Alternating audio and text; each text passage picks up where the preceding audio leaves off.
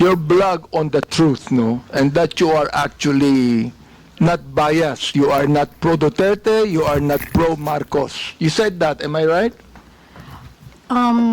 Your Honor, yes, sir. Although I also said in that same statement that yes, I can be biased, but I don't go below the belt. But as far as being pro or anti-Marcos and Duterte, I always try to remain objective. Ms. Reyes, Yes, sir. I am Yes, the Your Honor. chairman of the Committee on Human Rights. Yes, Your Honor. I have records of EJK victims. And you made a statement, it says right here, to the International Criminal Court, global community, and world media. Is this not a pro-Duterte statement? Can you please, sir, complete the whole No, not yet. Not yet. report? I'm going to complete this. I'm just referring to the first statement, to the International Criminal Court, global community, and world media. It means that you want to tell that to the International Criminal Court. Am I right? Dahil, And therefore, Mr. Chair, you do not agree for the former president to be held in the ICC. Am I right? yes, Your Honor. Okay, very good. Well, therefore, you are pro Duterte. Don't tell me you are not. All right? Sir, can I No. pwede po akong sumagot? Let me ask another question to you. You said you need to see this. The so-called EJK victims under President Duterte, a massive hoax. Do you believe that, Mr. Chair? Yes, sir. Again, Where did you yes, get the information, Mr. Chair? Your Honor, sana po mabasa ng buo yung aking... Do you want me to give you documents on that? Sir, I know what I posted, but I want the whole, the people here and the media to also see ano yung context ng aking isinulat para po maintindihan din nila Ito at na hindi yung lang context, maibase Mr. Chair. sa isang You do not statement even lamang. need to complete this. Kung gusto mo Sir, kumbituhin ko, yes, ito, Your ah. Honor, I would Ito, ah, okay. appreciate very much. I'm going to Mama. complete this now. Okay, Yes, para Your marinig Honor. ng lahat. Opo. The so-called EJK victims under President Duterte, a massive hoax. Okay. Sa akin, mali. I have documents to show. Yes, Your Honor, All right, that is now your you truth, said. and I also have my truth. Please. May I remind the resource person to, again, patapusin muna yung interpolator before you answer. Okay po, salamat po, Mr. Chair. And sige po, so, kung pwede po, ibigay na lahat ng tanong at mabigyan din po kami Laban. ng pagkakataon na sumagot nang wala ring interruption Of sana. course, you will be Opo. given your opportunity to answer. Pero patapusin muna talagang interpolator. That is sige a po, ruling Mr. Chair. before the resource person. Wag po tayo magsapawan. Opo, Mr. Chair, maraming salamat. Okay, Mr. Chair, let me continue on. You said the anti-Duterte propagandist. So alam ko na kung ano yung bias mo, di ba? May bias ka na rito eh. Oo. Okay, likely funded by drug cartels, terrorists, corrupt politicians, greedy oligarchs, and narco-politicians are desperately trying to manipulate the global narrative. What did you get the information about that, Mr. Chair? Pwede na po akong... Go ahead. Sige. Yes, Mr. Chair, pwede na po akong sumagot? Yes. Okay. Doon po sa mga nauna niyo pong tanong, kung saan, ang sabi ko nga po ay hoax. Ang pinagbabasehan ko po doon ay yung mga naglalabasan ngayon na panibagong impormasyon, mga kita naman po ito sa social media, ano po, kung saan yung mga napabilang na EJK, yung mga nagpakita ng picture ng mga anak nila na namatay daw sa EJK, actually ay hindi po connected sa EJK. At yung iba po ay buhay na buhay naman po.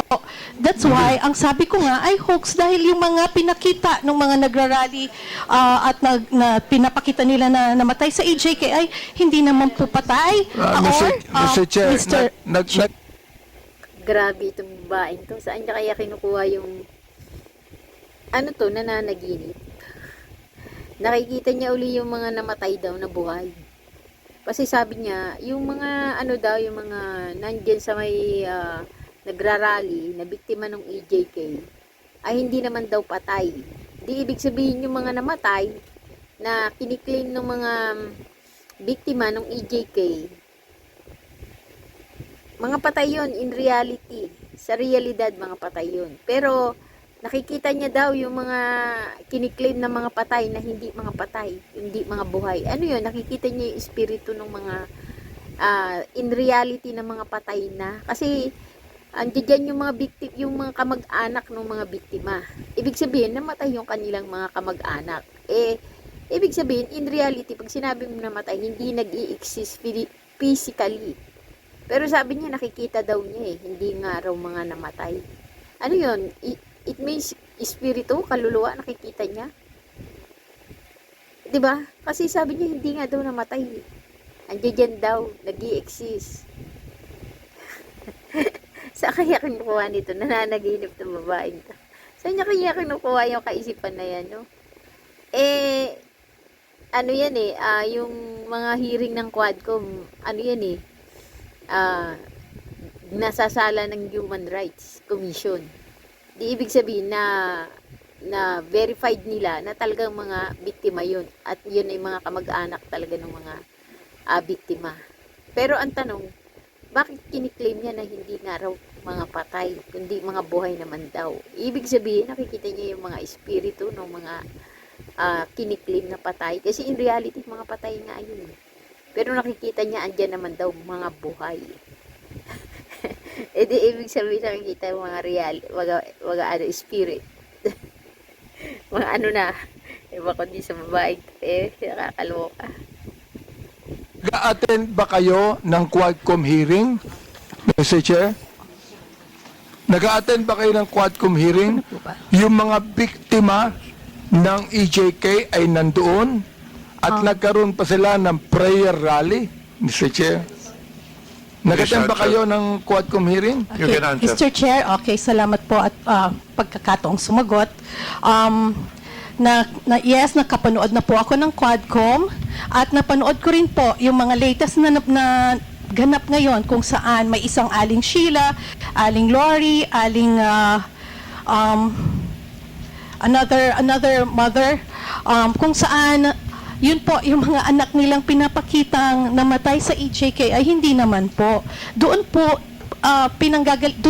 yun po yung pinanggagalingan ng aking isinulat na opinyon. Yun po ay reaksyon at opinyon sa mga nabalitaan ko po sa social media at sa mga news online. Again, those are my personal reaction and opinion on the current events. Mr. Chair, ang hirap nun, makakabalita ka ng anuman, tapos you're going to put up an opinion, and you want to let the people believe it's the truth.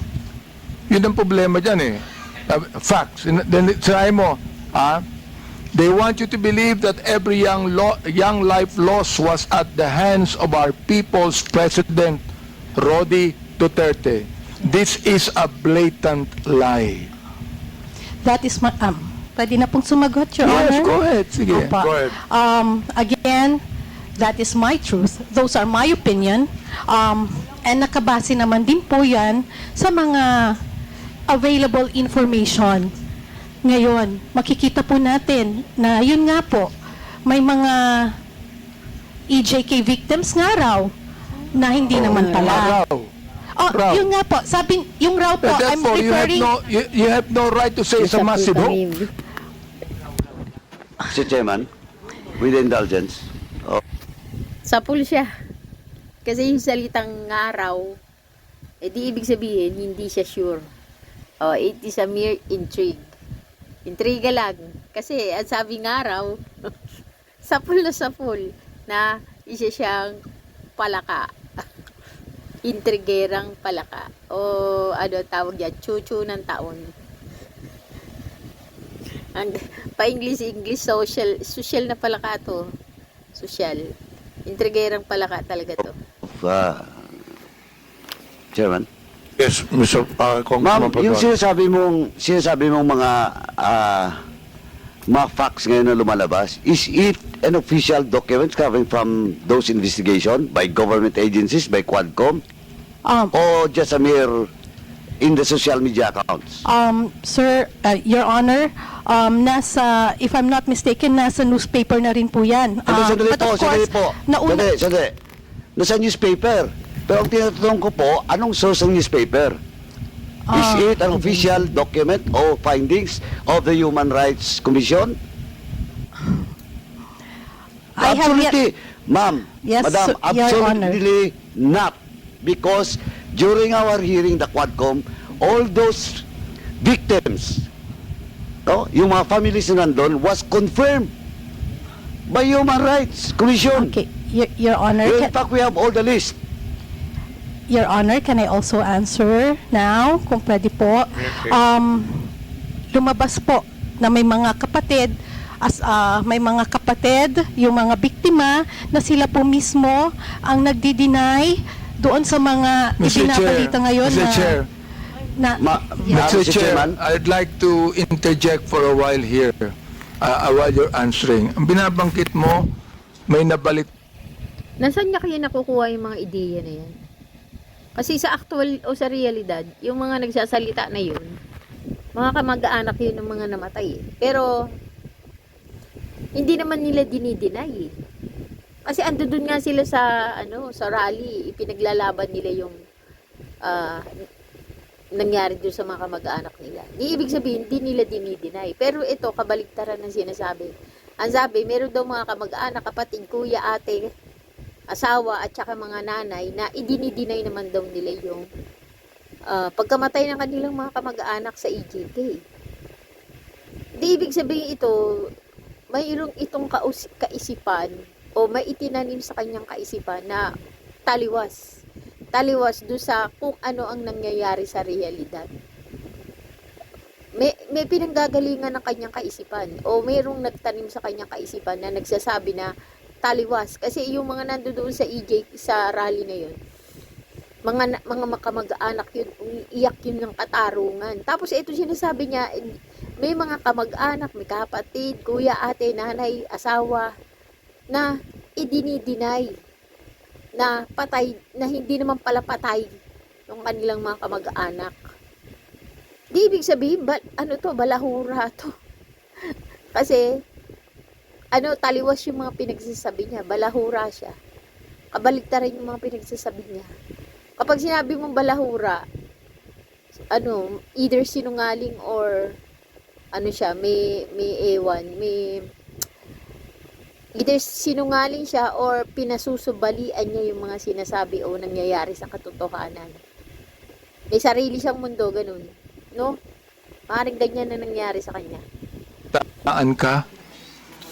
May nabalitaan ka? I mean, my goodness, if you would like to be a resource person here in this committee, kinakailangan meron kang basis.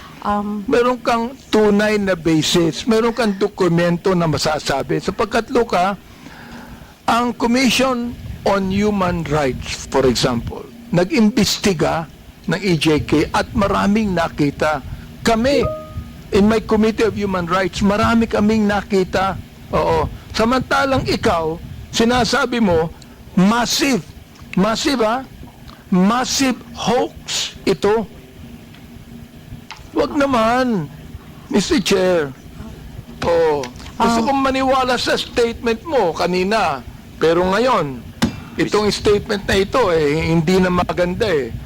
Nagsabi ka pa ng facts. Some of these so-called victims died years before or after Duterte's presidency. Where'd you get the information? Nasa balita po, Your Honor. Yung iba po ay namatay ngayong last year lang po, Madam, 2024. Mr. Chairman, Opo. Sinasabi niya nasa balita. Oo, nasa balita. Pero ano nga yung balita na yun? Asan yung basis mo? Halimbawa, philstar.com, inquirer.net, or ANC, or Abante Tonight, or meron Taliba. So, anong basihan mo? Asan yung mga source mo? Bakit ayaw niyang sabihin yung mga source niya? Maaari kasing pag ibinuking niya yung source niya, maaaring mabuking lahat. So, isang network lang sila eh. Ibig sabihin, isang source lang meron sila. Pero, yung source na yon maraming gumagamit, hindi lang siya.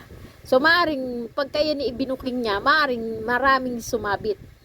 Kaya, hindi niya maibuking. Hindi niya masabi yung mga source niya. Pero, merong pinanggagalingan ang kanilang mga ibinabalita. At yun ang dapat yung kalkalin sa kanya. Meron siyang pinoprotektahan na source ng kanilang mga ibinabalitang mga news. Puno. Para sa kanila news yun. Pero para sa atin fake news yun. Pero meron kasi silang source. Kaya lang ayaw niyang sabihin. Kasi maaring maraming masabit sa kanyang source. O baka may masabit na isang bansa. Alam mo na kasi mga sponsored sila, di ba? Sponsored sila ng mga komunistang China. O, di ba? Madam, sa Quadcom po, sa hearing namin, at it was confirmed by Human Rights Commission, lahat po na nakalista doon, under our records, was confirmed by Human Rights Commission. Wala po doon yung prior and after Kuha ka sa akin. ng Duterte's administration. And, Mr. Chairman, kindly, let me just remind that, sir, is he your counsel? No, sir. Oh. From the House of Representatives po siya. Ay, From the House? nagpapapirma po. Sabi ko mamaya na kasi busy pa po tayo. Anyway, madam, Apo. ma'am, Yes, wala Your po Honor. eh. Now you're talking about those mga disclaimer ng family. Now, ang tanong ko po, is it documented, under oath? Do you have a document for that? Or just a mere media reports? Alin po, sir, yung tinatanong po ninyong documented or media reports? Sinasabi mo na may mga families of victims na dininay, na-refute yung claims. Posted po ng mga Ayun nga kamag-anak problema, nila. posted and sa then, social opo, media. And Ang sinasabi ko, madam, baseless yan kasi based on our investigation and unless otherwise, you can have a document under oath that indeed a certain family of victims clarified and dispute that data. Okay po, Your Honor, noted po. What Next time. Yeah, noted Anong po noted? noted po na Tinatanong po kita kung may dokumento ka bang hawak, wala. tulad po ng sagot ko kanina, Eh, Your Mr. Honor. You answer my question, Mr. Chairman. Yes, I'm trying to answer, Your Honor. Sandali po. Yes or no? Do you have the document? Under oath? Tinatanong yung document, hindi noted Sir, po. like I said, Andale, yes or no? Parang may remember, nagtuturo sa kanila eh. I am Kasi just noted siya. asking Oh, you yes po, if you have the noted po. document or not, under oath. of the family who Yeah. reported? Yeah. None, sir. Oh, none. It's Oh. on the, like I said, it's a... So none. You don't have. Okay, sir. Next time po, What's kukuha next po muna- time? next time po, bago po tayo magsulat ng mga ganon, kailangan kumuha po muna tayo ng mga dokumento under oath. At hindi tayo basta magbabase sa sinasabi Chair. ng mainstream media. Okay. Mr. Chair, Thank you. let me continue on the Representative statement he Abante. said. Yes. Sinabi niya, facts to eh. Nakalagay, facts. Many are completely unrelated to drugs or EJKs. Some of them are still very much alive. You said you do not have any documents on that. Now look, Miss MJ na lang po. Para hindi po Miss MJ, po. you are accountable to the victims and you are accountable to us in the Quadcom. Pinasinungalingan mo kami. Pinasinungalingan mo ang mga victims. Now look, if you do not apologize right now, you listen. Yes, Your Honor. If you do not apologize, I am going to make a motion to hold you in contempt. I apologize, sir. And tulad nga po ng sabi ko kanita, sa susunod po ay maghahanap na lang po muna tayo ng mga under Yun. oath. At Okay hindi daw, po ha? tayo magre-rely sa mga balita ng news. Salamat na- po. Okay po. Kaya Maliwanag fake po. news. Yun ang ibig sabihin non-fake news. Ito, tutuloy ko Maraming ha. salamat din po, Your Honor. Ito sinabi nyo, ikaw, ito, binanggit mo na ito ha. And this is something that you should apologize also. Anong sabi mo? Do not let these criminal forces twist reality to turn a strong, decisive leader into a monster. Now let me ask you, who are these criminal forces? Ay, ka ngayon. Ms. MJ, please answer. Okay. I have this, kasi tulad ng sabi ko, ito po ay mga reaction at opinion ko lamang. Well, therefore At, you apologize because this is okay not po, true. sir. Okay, sir. I apologize. Okay, Mr. Chair, this is the second time that Miss MJ has apologized. I hope that next time, kayong mga vloggers, wag kayong magbibigay ng opinion lang, impression ninyo. Ibigay nyo yung katotohanan, may dokumento kayo. Sapagkat meron kaming documents to show Naiinsulto ko, I am insulted with your statement. Being the chairman of the Committee on Human Rights and one that's investigating, I am actually insulted with your statement. Again, my apologies, sir, and noted po sa mga suggestions po ninyo. At gusto ko lang din pong sabihin na yung pong post has nothing to do with you. Hindi po, it has nothing to do with, pasensya na po. Well, Mr. Chair, maraming salamat, no? Yung binabanggit mong nothing to do with me, pero yung tinawag mong criminal forces, kasama kami dun ikaw naman, mag-isip naman kayo. Ang hirap nito, Mr. Chair, itong mga vloggers na iba, ito ang mga tanga Tatanga-tanga ang gobyerno. Mag-isip kayo. Hindi lang sumusulat kayo ng kung anong gusto nyo isulat dyan. You're telling us na yung criminal forces, gusto kong sabihin ngayon, Mr. Chair, publicly, ikaw ang tanga. Okay, Your Honor, pero Mr. Chairman, Mr. Chairman, Representative Ponduano. Mr. Chairman, just a matter of protocol, may I Bowed. move to strike out the statement of the Chairman Abante Second. addressed to MJ. Second, Miss MJ. Mr. Chair. Thank you, Mr. Chairman. Any objection? There being none, the uttered words is taken off. Any further questions? I rest, Mr. Chair, and thank you so much. I'm not angry at you, Miss MJ. We're just ferreting the truth here. Ano? okay, Your Honor. Pero again, hindi ko po alam kung saan nyo po nakukuha yung idea nyo na kayo yung criminal forces. Hindi po. Anyway, again, Ikaw ang I Mr. Chair. Okay po, sir. Ikaw ang My sumulat apologies. Yes. Okay. My Sinulat apologies, mo sir. yun Okay po. Tanga po ako, sir. Ayan, inamin niya pa. Sakit ng tuhod, pamamanhid ng lungs, sakit ng likod.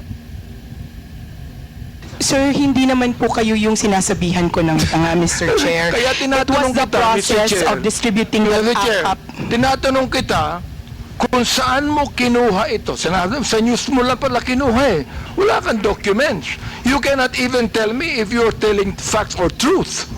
Sir, nasa news po kasi sasabihin na mo, tanga ang magpuuntang gobyerno. tayo.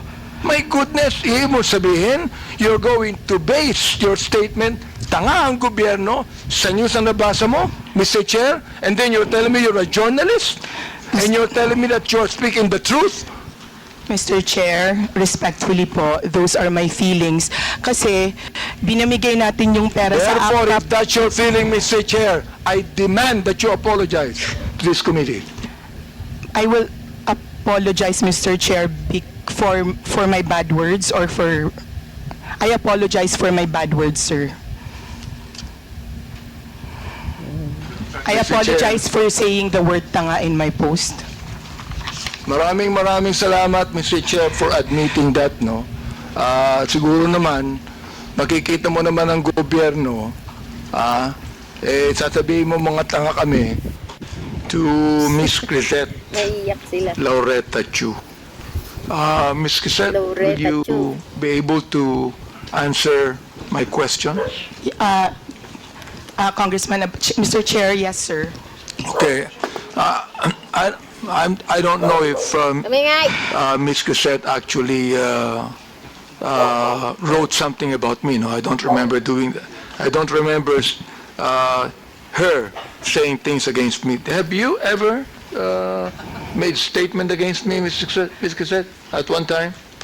I'm not sure, sir, but I'm sure I've been hurt by some of the things that the Quadcom during the time of Mr. Chair, you said you have been hurt.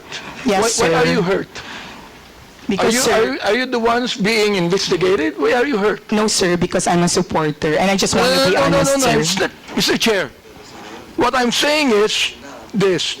You are not being investigated. I'd like to ask a question. Why are you hurt? Sir, Mr. Chair, I will just answer honestly. For example, if you are a supporter of a certain politician, as I'm sure your supporters in your district in Manila know, if somebody you love or support is attacked or investigated, it hurts you. But, sir, I'm just being honest because I don't remember that I said anything about you. I'm just saying that I'm sure that maybe there were. I'm not sure, sir. I'm sorry. I don't think I've said anything bad Mr. about Chair, you. I will not belabor anymore on what she said about me, no. But I just would like to reiterate what Congressman Jude has been saying all along. You said, you're a journalist, right? Yes, sir. Okay, I'm not a journalist. Yes, sir. And you said a while ago that you write what you feel. Am I right? On my Facebook, sir, not on my job. Yeah, you said you write what you feel. Am I right? Yes, sir. Okay. Now, I do not need to be a journalist to write what I feel. Am I right? Yes, sir. All right. So why do you always say you're a journalist? Because they asked me, sir, what I do. You were not asked about being a journalist. You said it, that you are a journalist. Now, Sir, being a journalist, Mr. Chair, binanggit mo yung daw. Is that what you feel? Or are you trying to say now that that is what the masses feel? Mr. Chairman, that's what the impression I got from the social media platforms. The like TikTok. impression Yes, sir. that you got. We call it social media impression, sir. Well, I'm quite ignorant with the social media impression, Mr. Chair. But what I'm saying is this. You said that you write what you feel. Now, when you said daw, na maraming nag-resign na mga pulis, daw, all right? You were not writing what you feel. You were actually writing what you think the masses feel. Am I right? Sir, in the first part of the sentence, yes, sir. And then the second part of the post where I had my own opinion, it was what I felt, sir. So you believe that what you were writing, what you believe to be what the masses feel. Yes, sir, that's right, sir. All right. So you're not writing what you feel, actually. Yes, sir, as well, sir. Therefore, you were wrong in your first statement. Yes, sir. Okay, sir. Good. Very good. I'm so glad that you admitted that. All right. Now here it's. In light of the new information, sir, in light of the I do press not need release, you to sir. explain. I don't need you to explain, Mr. Chair. Yes, sir. Thank you. You admitted you're wrong, and that's it.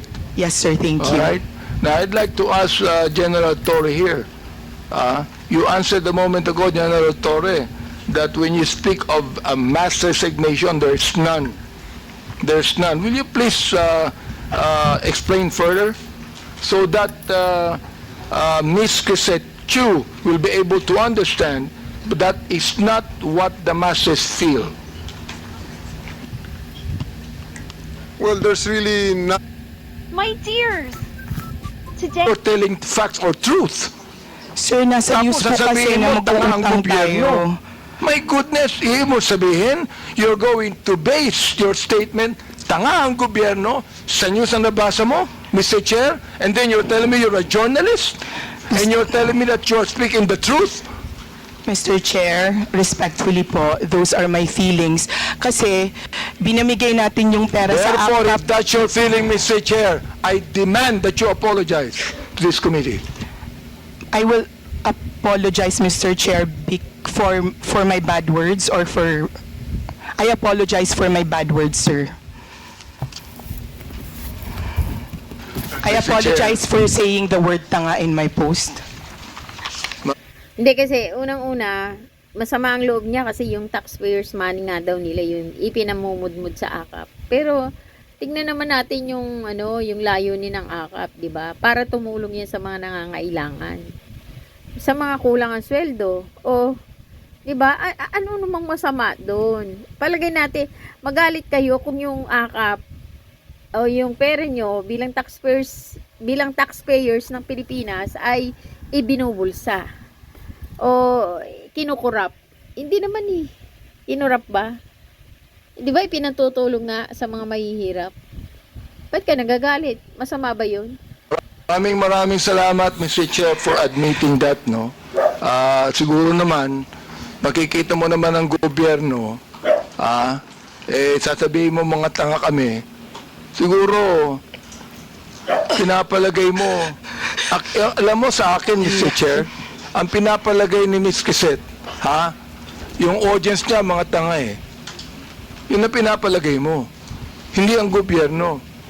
Yung audience mo, mga tanga, kaya papaniwalaan nila ang sinasabi mo sapagkat yung audience mo mismo ang hindi nakakaintindi. That is fake news, Mr. Chair, and that is what we're investigating right now. You see? I hope that you understand that, Mr. Chair. Ms. Quezette, do you understand what I'm trying to say? Ikaw, nandito sa akin yung mga sinabi mo tungkol sa amin, ha? Hindi ako sumagot dyan, eh. Hindi ko na kinakailangan pang i-belabor yan. So, anyway, Mr. Chair, nakita ko naman na Ms. Quezette is now apologetic to what she said.